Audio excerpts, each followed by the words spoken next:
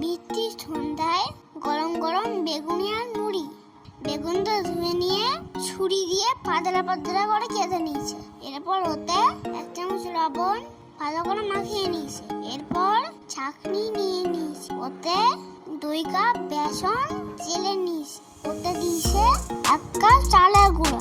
ভালো করে চেলে নিয়ে 1 চামচ চিনি, অল্প একটু কালো জিরে, 1 চামচ কাঁচুরি লঙ্কা গুঁড়ো, 1 চামচ হলুদ গুঁড়ো ও পরিমাণ মতো লবণ ভালো করে মিশিয়ে নিয়ে অল্প অল্প করে জল দিয়ে ফেটিয়ে নিয়েছে। দিয়ে দিয়েছে 1 চামচ গরম করা তেল, যাতে বেগুনিটা মচমচে হয়। তাতে আর ভালো করে ফেটিয়ে নিয়েছে। এরপর মাখিয়ে